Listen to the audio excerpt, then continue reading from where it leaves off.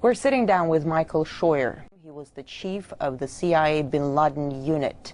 Washington's enemy is an enemy that doesn't exist.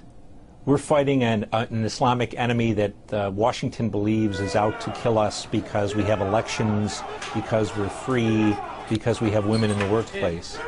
It's an enemy that doesn't exist. It didn't exist when bin Laden was alive. It doesn't exist now. America is being attacked because of its foreign policy in the Muslim world, because of its support for Israel, because of its support for the Saudi police state, because of its presence on the Arab Peninsula.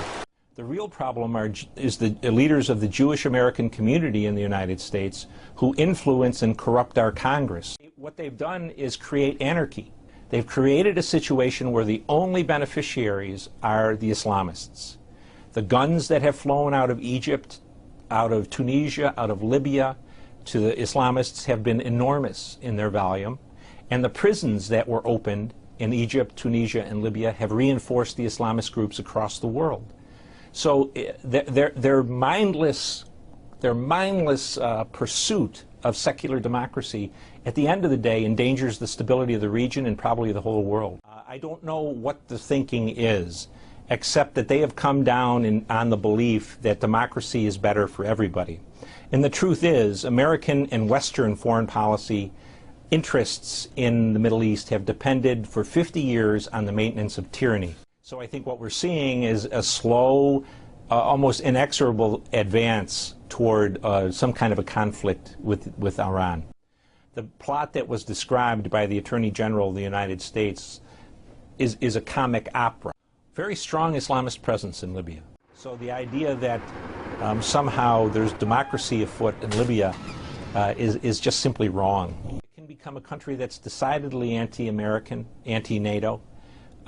It can be probably less a hotbed of terror than a country that is vastly unstable. It seems the U.S. is almost creating grounds for terrorists to surge and then goes out fighting them. We see it in Pakistan. They got the whole nation alienated because of the strikes. A lot of people want revenge.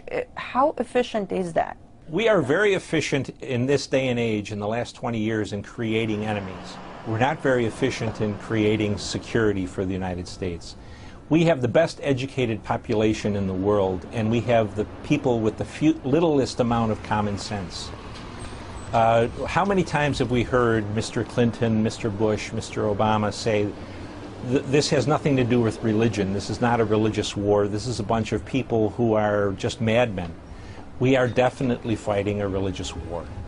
And until we come to realize that, we are never going to be able to defeat it. In fact, we're encouraging the growth of a new generation of people who are going to fight us. It just demonstrates again the ignorance of the United States government in terms of its political leadership about what our problem is in the Muslim world. The key point of formation for Al-Qaeda was the presence of U.S. military forces on the Arabian Peninsula.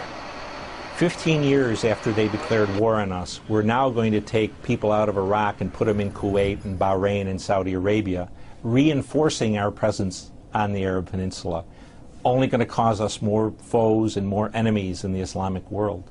If the U.S. pulls out of everywhere, yes, is it going to be the end of terrorism? It certainly would deny the terrorists the glue of unity that keeps them focused on the United States. Let the Chinese deal with these people for the next 50 years. We've had enough of it. But I think the point is the Americans can't get out. We're dependent on the Saudis to maintain our interests in the world oil market, and the Saudis buy, next to the Chinese, more of our debt than anyone else. So as long as we're side by side with the Saudis and with the Israelis, we're stuck in the Middle East, and America will continue to bleed.